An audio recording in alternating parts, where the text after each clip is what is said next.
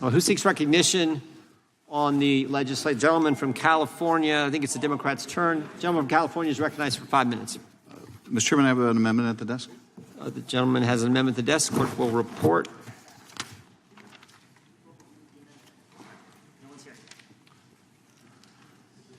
I think we're waiting.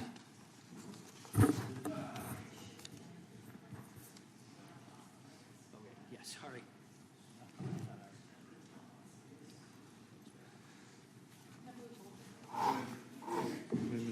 Mr. Chairman. Mr. Chairman. Point of order. Gentleman from Alabama has reserves a point of order.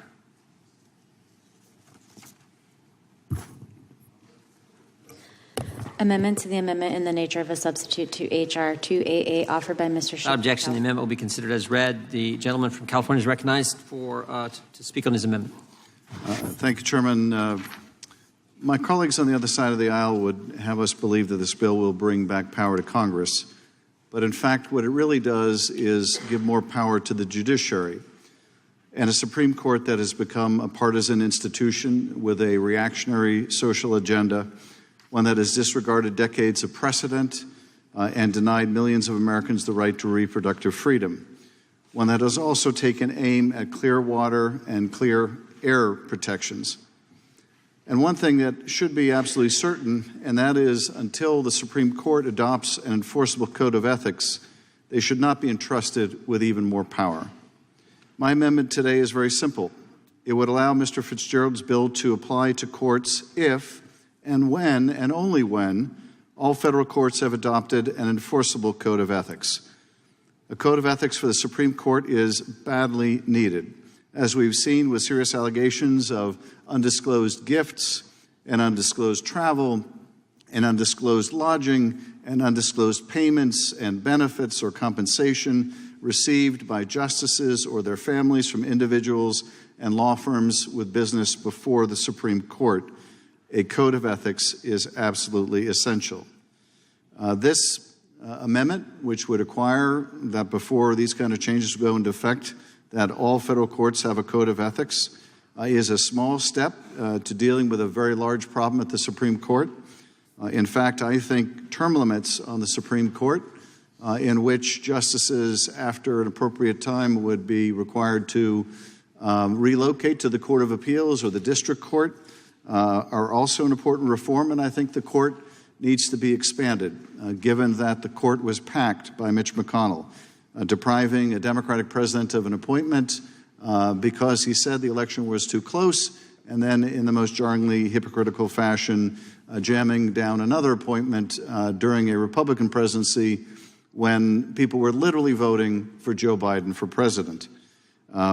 But nevertheless, although those larger steps I think are very necessary, we can begin the process of restoring some confidence in the court by at least insisting on an enforceable code of ethics. No more power for the court until there is accountability. And with that, I would... Would the gentleman yield? I'd be happy to yield. Thank you. I'd simply like to point out that the gentleman makes a very good point about the size of the Supreme Court, but there's another reason also. Historically, the Supreme Court, there's been one Supreme Court justice for every circuit.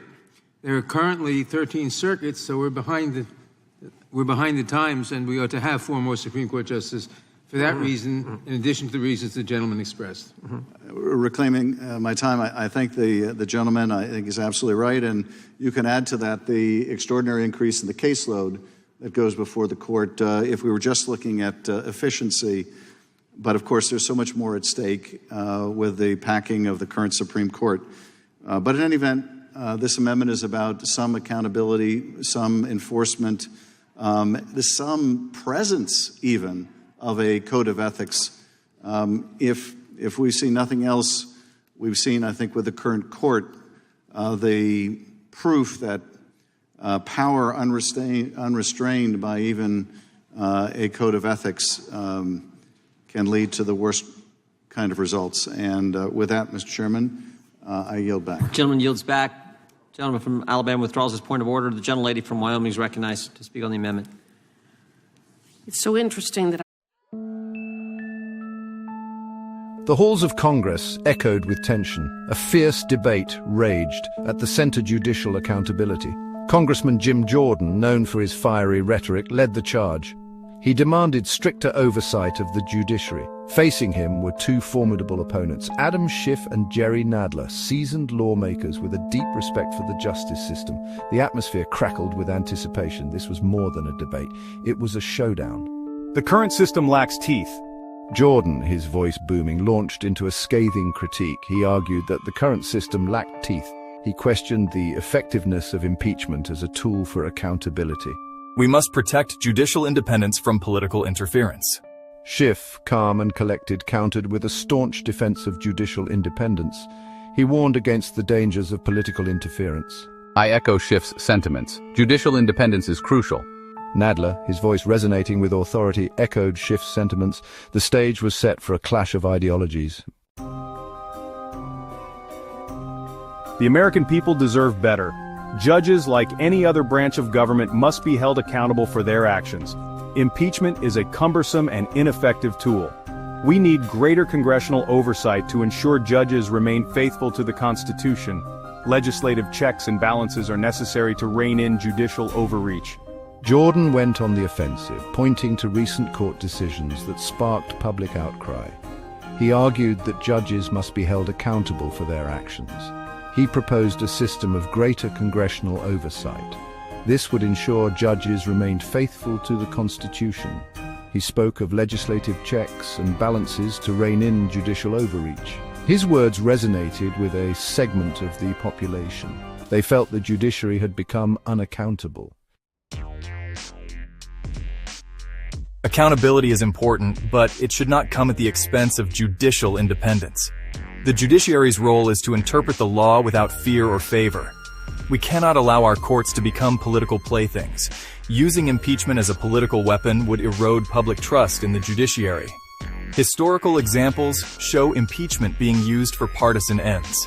The current system, while not perfect, provides sufficient safeguards against judicial misconduct. Schiff countered Jordan's claims. He acknowledged the importance of accountability, but warned it should not come at the expense of judicial independence. He reminded the room of the judiciary's crucial role. He cautioned against using impeachment as a political weapon. Such actions would erode public trust in the judiciary. He cited historical examples of impeachment being used for partisan ends. He argued that the current system, while not perfect, provided sufficient safeguards against judicial misconduct. His words resonated with those who feared the politicization of the courts. Section 4. Nadler's rebuttal. Impeachment not a political weapon. Nadler, a veteran of countless legal battles, added his voice to the debate. He emphasized the gravity of impeachment. It was not, he stressed, a tool to be used lightly. He reminded the room that impeachment was reserved for treason, bribery, or other high crimes and misdemeanors. He argued that the Founding Fathers had deliberately set a high bar for removing a judge from office. He acknowledged the public's desire for accountability. But, he countered, this should not come at the cost of undermining the judiciary's essential role. He spoke of the need for a fair and impartial justice system, one that stood as a bulwark against tyranny.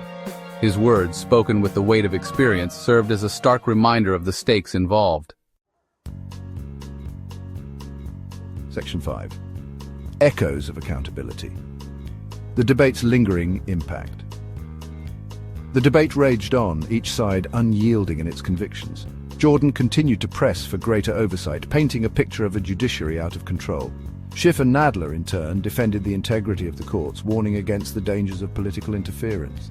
The debate, though heated, underscored a fundamental tension in American democracy: how to balance the need for accountability with the preservation of an independent judiciary. It was a question that had no easy answers. As the debate drew to a close, one thing was clear: the issue of judicial oversight would continue to reverberate through the halls of Congress and beyond. The echoes of accountability, once awakened, were not easily